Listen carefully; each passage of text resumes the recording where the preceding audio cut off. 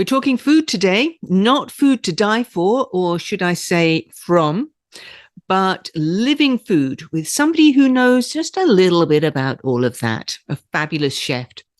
See you after this.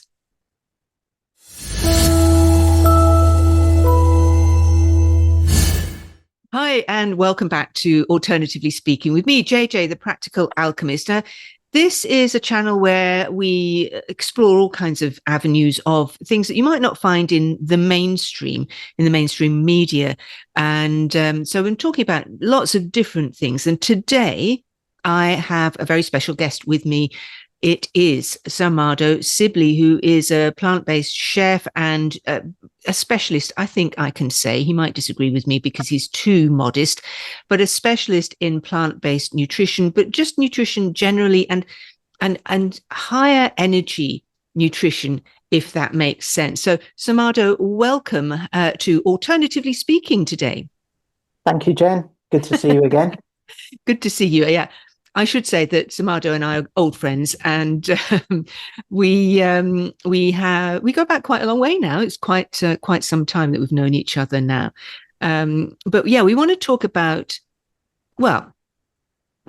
living food, about food that really does feed us, as opposed to some of the things that we might buy in the supermarket, which actually don't feed us at all. So let's just start with what do you mean, Sarmado, when you talk about living food?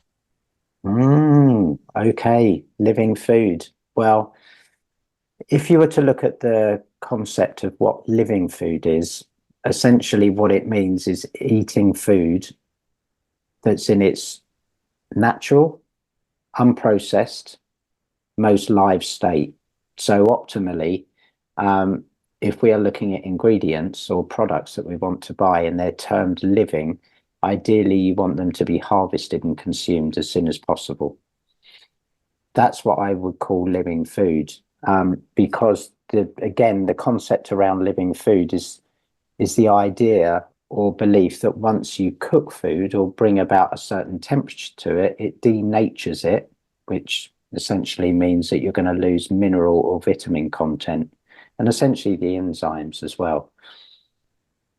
Yeah. Now, the thing about you is that, because I hear what you're saying, and I know that the food that you create is fantastic.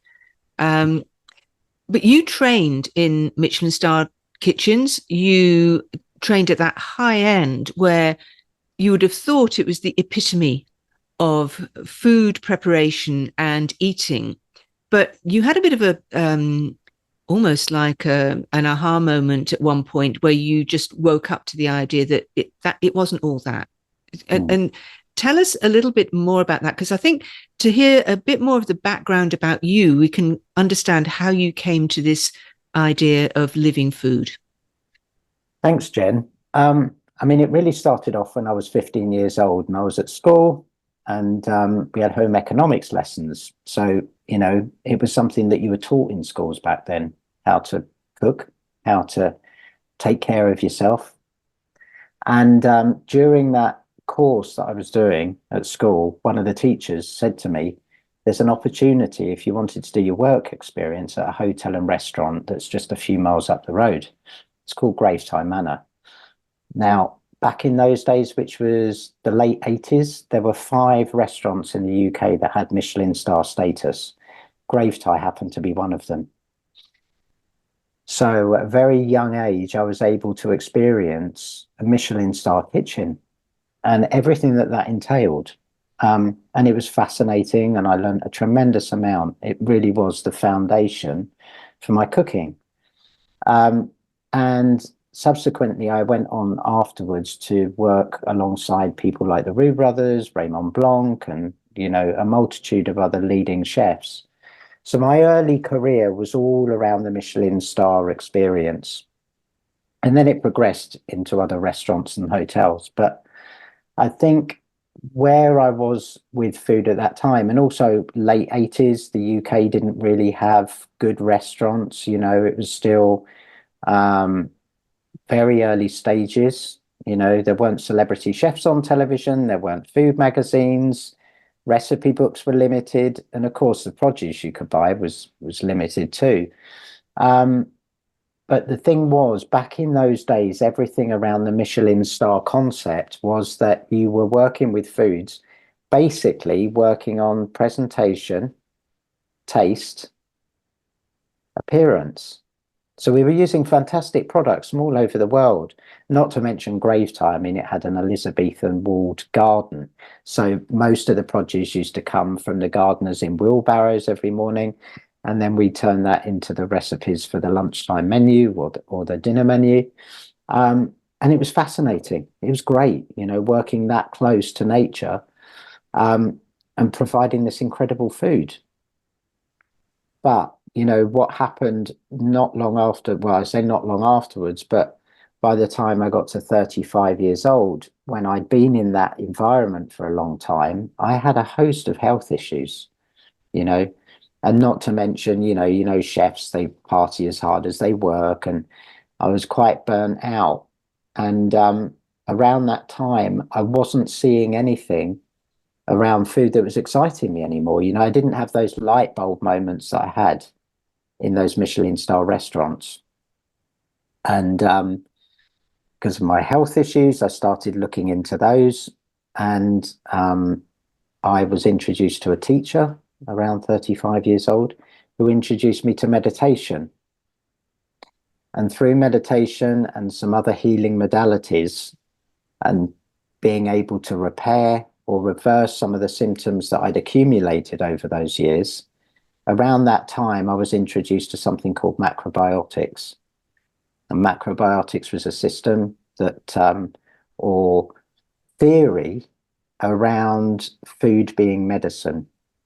It originated in Japan, but the light bulb for me that went off again was the fact that I never associated food and well-being together. The two didn't have a relationship. Yeah. Wow. That's quite extraordinary that you, but then in those days we didn't equate the two, did we? Food was just what gave you energy to get through the day, or was something that you enjoyed if you went to a Michelin starred restaurant or any good restaurant, really. Yeah. It wasn't something that we equated with health. You're right. No, we certainly didn't. So that was a huge kind of eureka moment for me as well, because I never associated exactly that. You know, you can, I mean, it took many years and it still continues. I'm still learning. But the thing is that you can be really specific in what you've got going on with your body and marrying that with a particular ingredient or food or herb that can help alleviate those symptoms. So basically what you're doing then is you're forging a closer relationship to nature and a closer relationship to your food. Because then food, that adage, you know, food becomes medicine, is so true. Because it's only by eating a lot of the processed foods and denatured foods, contributing to certain health issues that just get exacerbated over time. But when food is something that you put into your body 2 or 3 times a day, it's often the least looked at or the last looked at issue which could address that problem. Yeah, it's the last thing that many of us think about when we think about doing something about our health. Yeah, when it's actually probably the first thing that we should think about. Absolutely. So prior to that, food had always been about pleasure. It was about what it looked like on the plate, how it tasted, how good it made me feel, and that was it. Yeah. You never questioned anything outside of it. Yeah. So then as time went on, you got to know more and more about how, you know, how food can really help you in terms of your health. And you, you know, you did I think you followed quite a few different things in terms of your spiritual path as well. Mm-hmm. And then you came to this place where you really majored on plant-based nutrition, and what we're now starting to call living food, or what we're talking about today in terms of living food.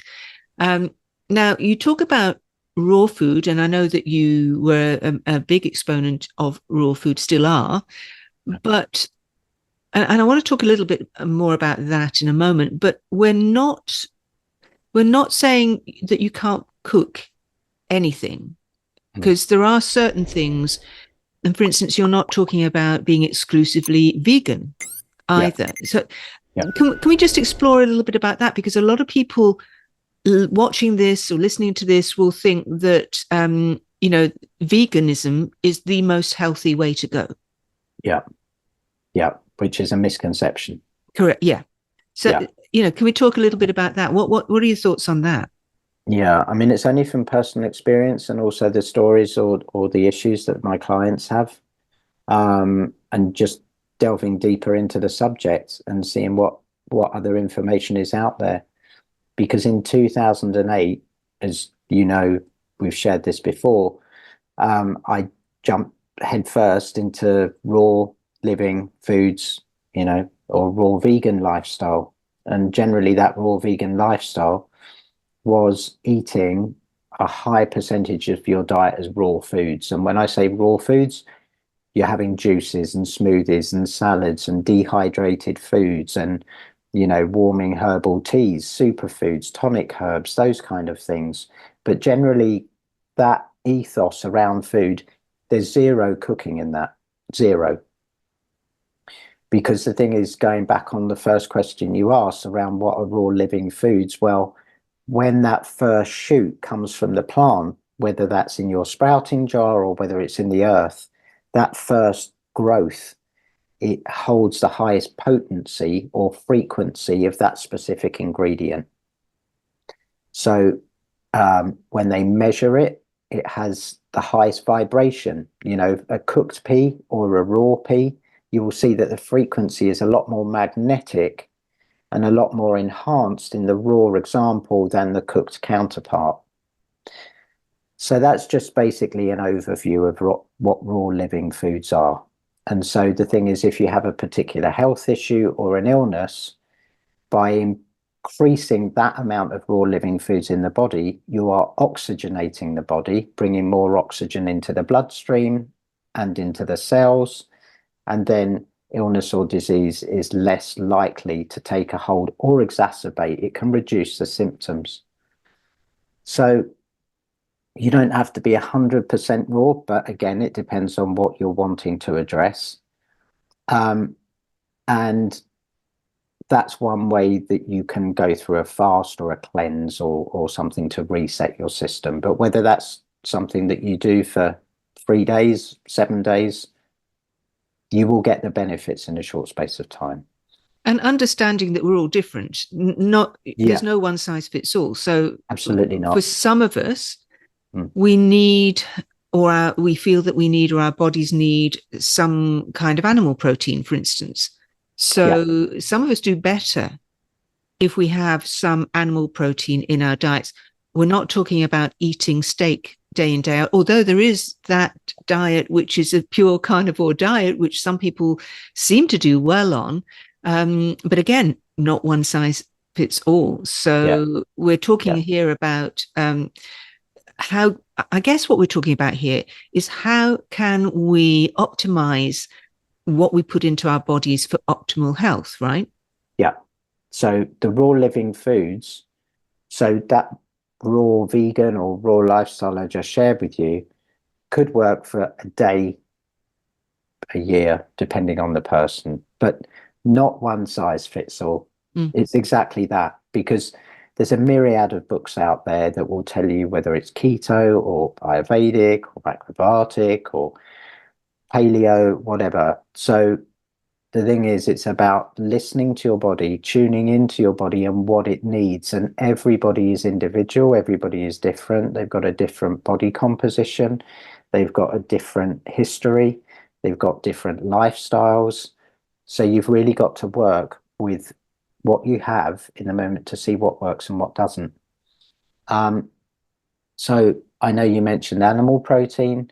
I think going back on your other question that you mentioned, veganism has had a huge backing or push forward, let's say, in the past 10 years, But I think that there's been a miseducation in some of that as well, because some of the vegan movement is driven by marketing and big business, because, of course, they want to sell a product.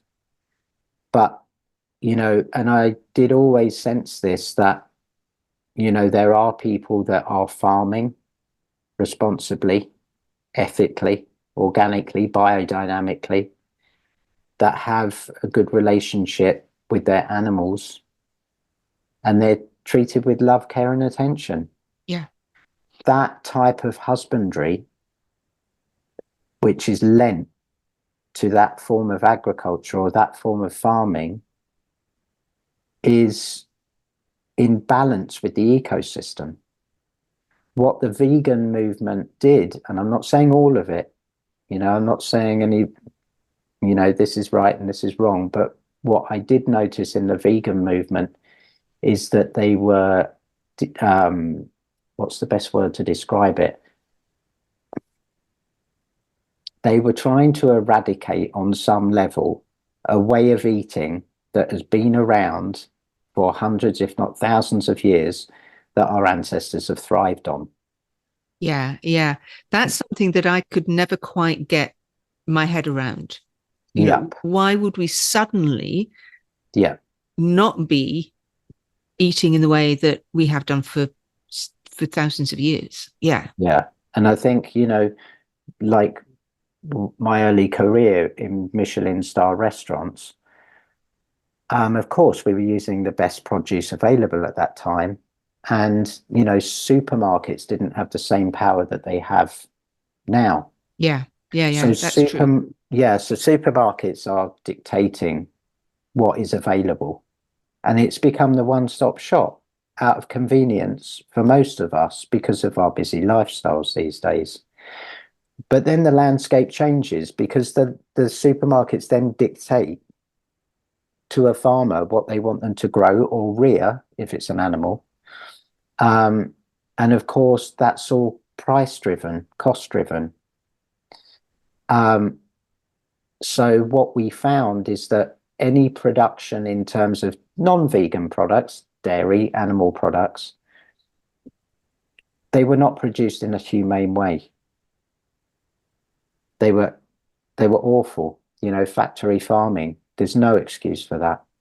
Yeah, no, absolutely.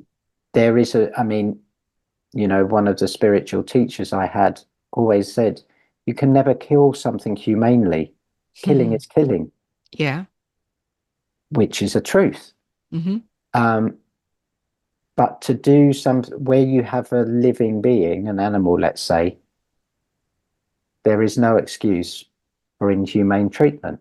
Yeah. Yeah. And so I did, No, sorry. so go on.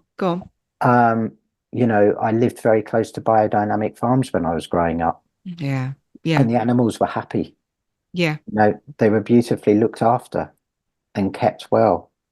And the thing is, because I'm kind of digressing a little bit, but it's like, okay, well, you could have that raw vegan diet or that raw vegan lifestyle, but perhaps you have to at some point have an operation, some surgery, or you're going through an illness where your body is very, very weak. And I'm not advocating that you go out and do this, but it's a fact, if you do the research, is that sometimes people need to have animal products to get back into the body, to build up their strength, to build up their immunity, even if it is just for a short space of time. And so when I've known, and myself included, if you've been vegan for a long time and suddenly the thought of meat's absolutely horrifying. Yeah. Yeah.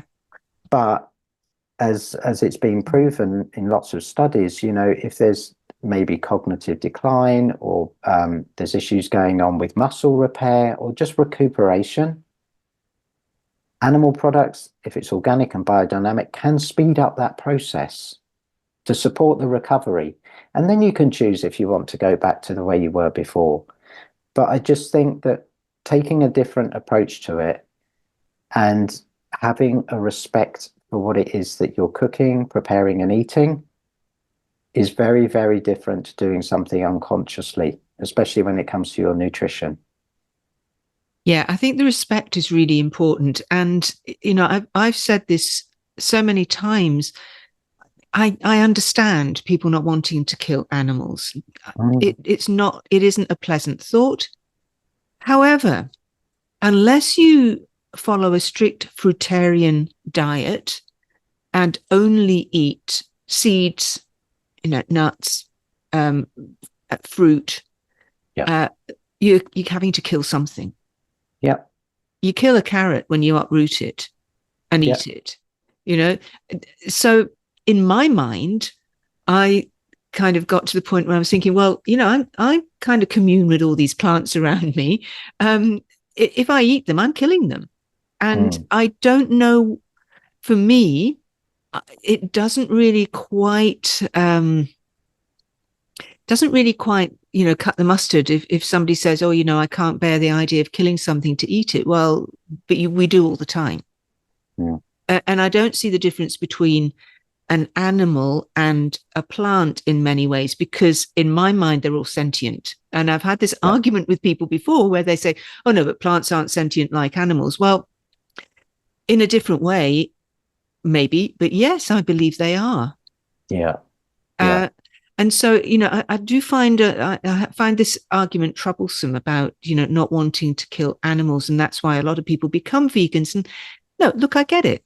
And in the past, as you were saying, a lot of our food came from supermarkets, and it was not very well raised. I suppose in that period post-war, when we were building up again. Mm.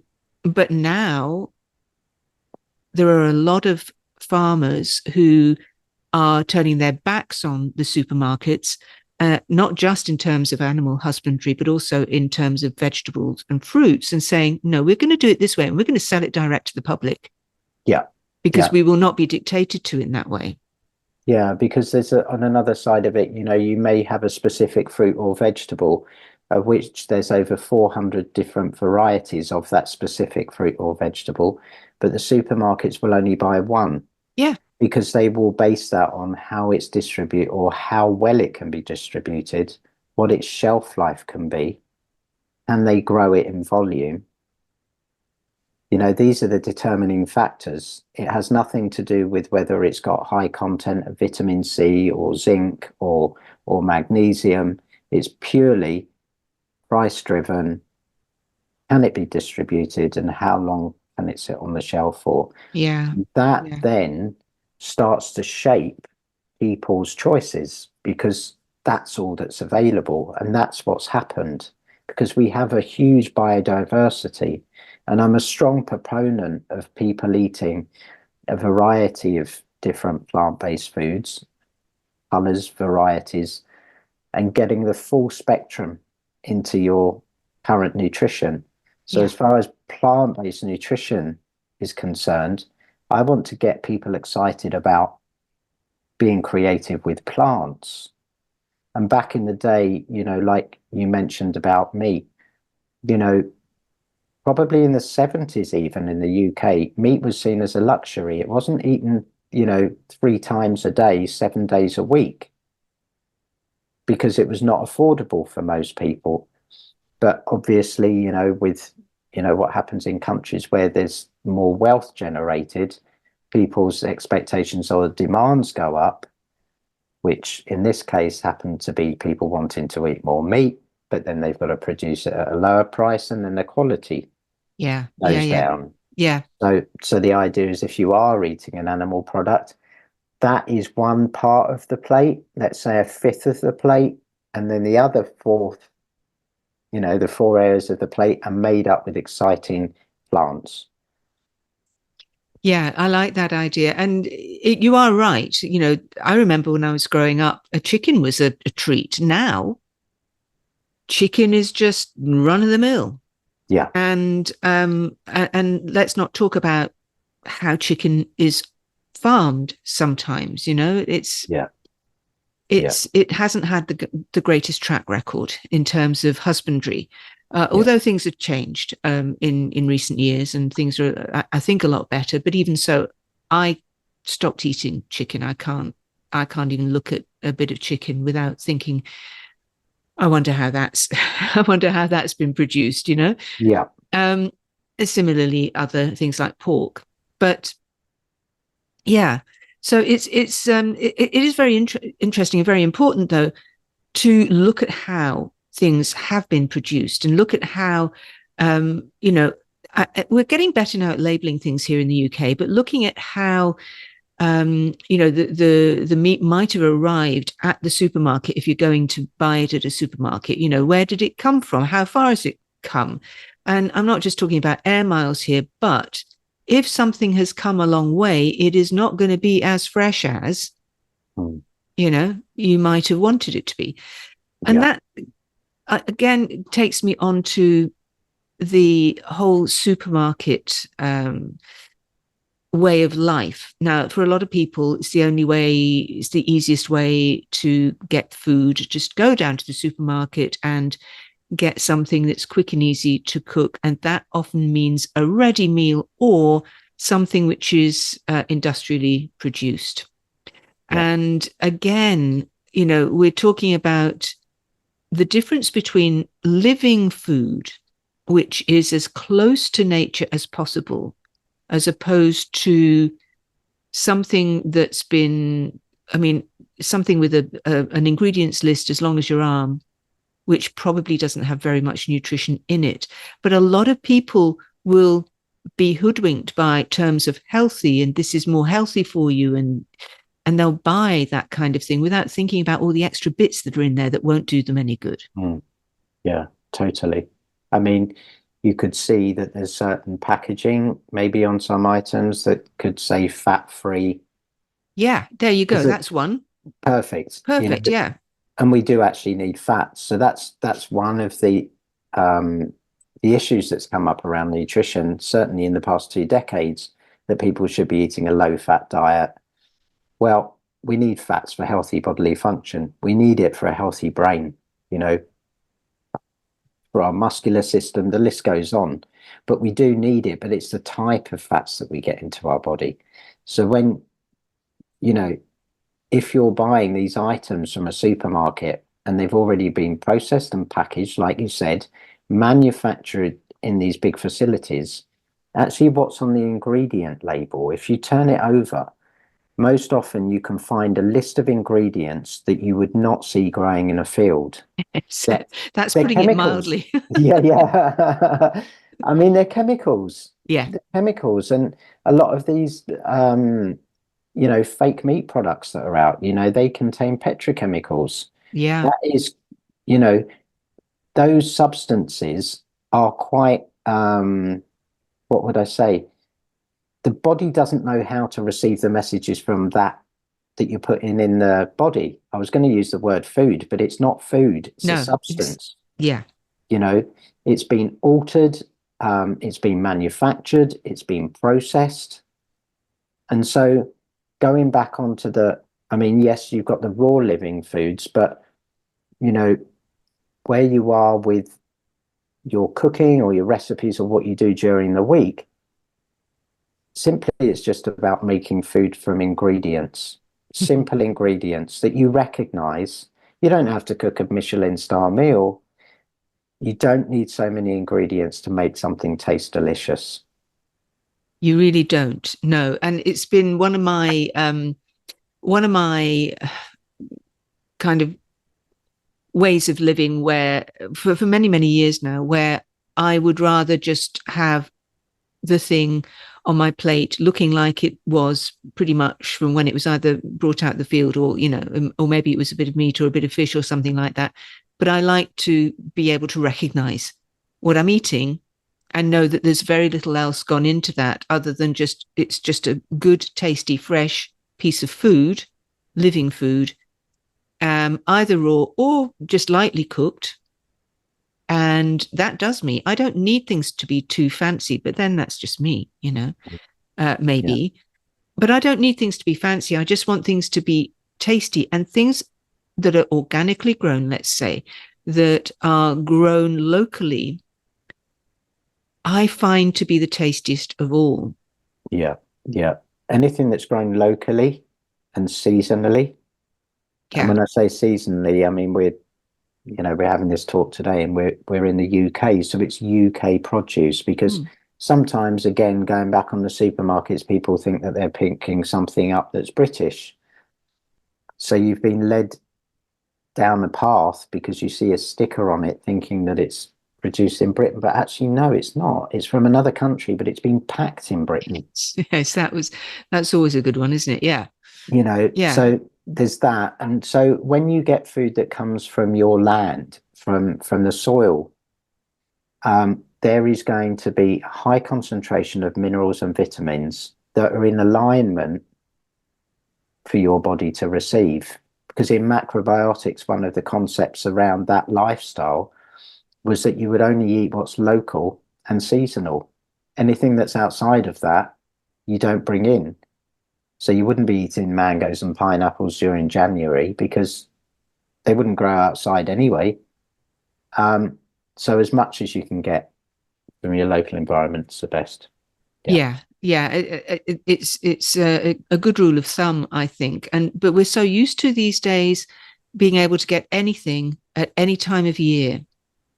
And me personally, I prefer to hang on and wait until they are properly in season, because then you get the best. It's just the best taste.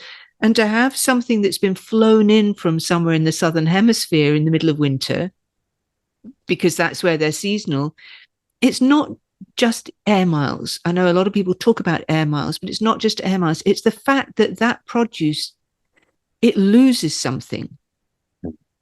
Yeah. Well, it's not picked. I mean, the other side of it is it's when it's actually picked underripe on purpose. Yes, there you go. Yeah. So that it can be transported and distributed. And then what they do is, in that process, they put it into tanks. They're called gas flushing tanks once they arrive in their destination, to speed up the ripening process. So, when you mention the word fruitarian, I think one of the key things, because there are advocates of, let's say a raw or a living food lifestyle, who would suggest that if you are going to consume fruit, only eat sun ripened fruit. Now, to eat that kind of fruit, you need to have some trees around you or farms around you, some bushes where you can get hold of that. And you're not going to get much in the middle of winter. Exactly. But then the ancestors or the generations before us, they knew to preserve their food over the seasons so that it would see them through the winter. Because back in those days, there weren't the supermarkets. And they didn't have fridges either, or freezers. No, they didn't. They had pantries, and they'd be preserving, and they'd be bottling and culturing. And that, it's funny, because I say funny, but that's what's on trend right now. It is, isn't it? It is funny. It's actually, everything comes around again if you wait long enough, really. And but I think that's part of the general renaissance in terms of interest in health and food as one of the paths towards health. Our food being our medicine. I think that's an offshoot of that. It's a result of that higher interest, isn't it? Yeah, it certainly is. Because the other side of it, the benefits to it are so when you have that glut of whatever crop that you preserve to see you through those winter months, there's more respect for that food. It also slows everything down a bit, and that's the thing. Wherever you see something speeding up, like technological advancement as a perfect one, so everything's very quick, and people are multitasking. When we work with food and nutrition, it's an opportunity for us to slow down. So, like you said before, if you're eating really simple food without 100 different ingredients, that's going to be easier for your body to digest. It's going to be slower to digest for your body. You're not sending mixed messages to the body. And then you're also consuming things that have been preserved, like a classic is bread.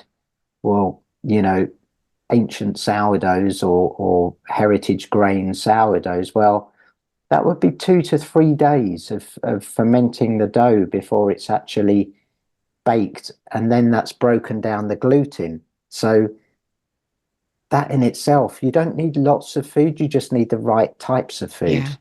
Yeah. Yeah, that's true. That is true. And certainly, I mean, we all go, fall off the wagon a bit. I try to eat, Yeah, of well, I do course. eat, reasonably well, I think. I eat healthily. But you do fall off the wagon every so often. And also, the thing about that is don't beat yourself up about it. I think Mm, people get really obsessed with what they're eating. And so I think one of the things that I feel about food is that it's not something to obsess over, mm, but enjoy yeah. and get into a habit of enjoying really good living food like you're talking about. And that's the best way forward, I think. What do you think?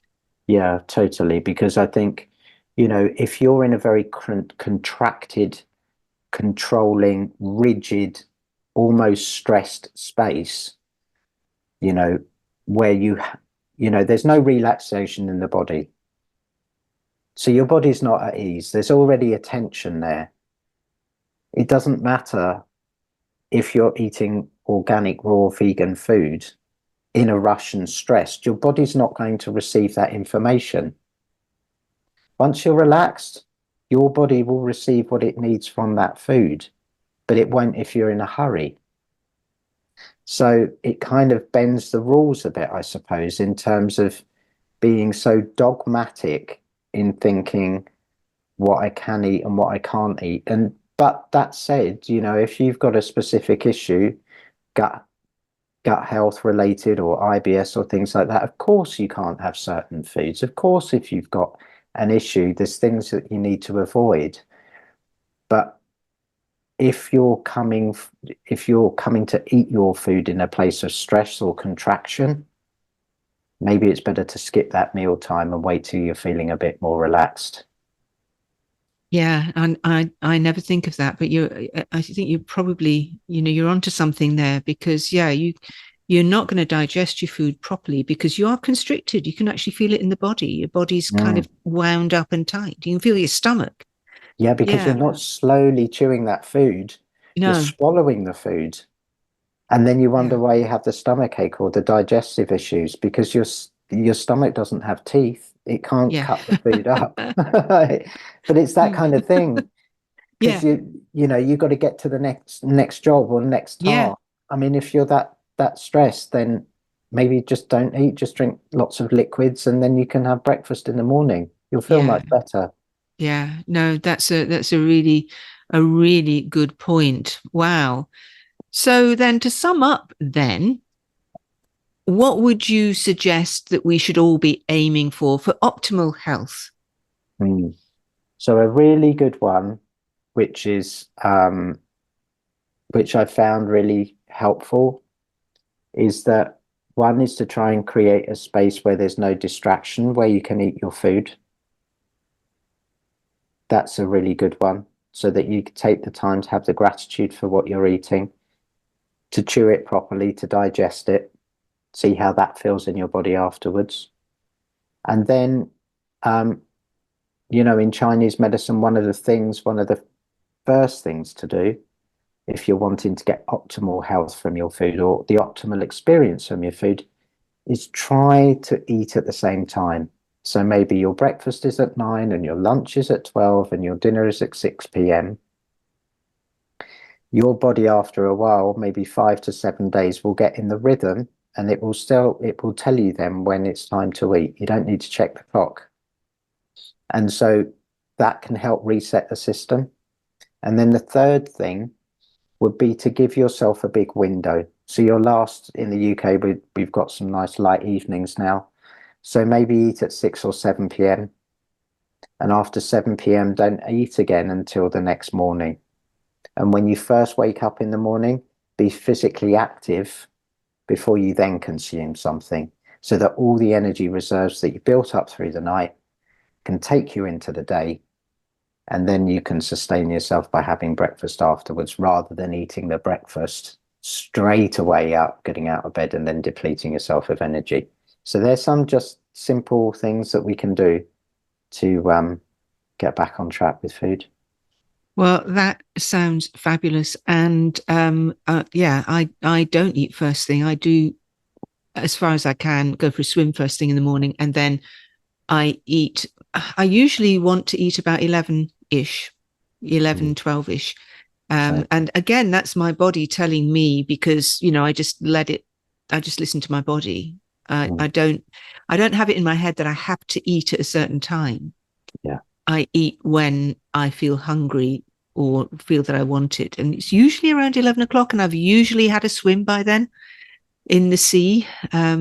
So, yeah. And it kind of works. I think, I certainly don't feel I don't feel that I'm not benefiting from that, if you see what I mean. So, no, fantastic. Now, you coach people in all of these things, yeah, and I think probably about time we wound this up. But you've given us some great information there and some great ideas. Where can people find out more about you? And do you have any courses coming up? brilliant. Thanks, Jen. Well, you can find me on the usual buttons, Facebook and Instagram. And then there's the website sarmadosibley.com, and all the retreats, workshops, trainings will get published on there. So there's three ways in which we can get connected. Well, I think that's fabulous. Thank you so much. And I'd love to explore more with you another time. Maybe you'll come back another time and we'll talk some more about stuff, food wise. But for now, thank you so, so much for joining me today. And I'd love to hear what people think when they watch this. So anybody who's watching this, please leave a comment and let me know what you think. How do you eat? What do you notice when you eat ultra processed food? And, do you notice a difference when you eat living food? Do you even pay attention to what you're eating? I'd love to hear lots more about it. And I'm sure Sarmado would as well. And if you like this content, if you like this kind of interview, and if you want to see more, then please do subscribe to this channel and like and share this video. And, then I'll know to bring you more of this stuff going forward. But for now, thank you very, very much. Once again, thank you to Sarmado, and I'll see you on the next one. So, Thanks, Jen. Sarmado, last words from you. Great to see you again, and thanks for the interview, Jen. Always good. You're very welcome. Thanks a All lot. right. See you soon.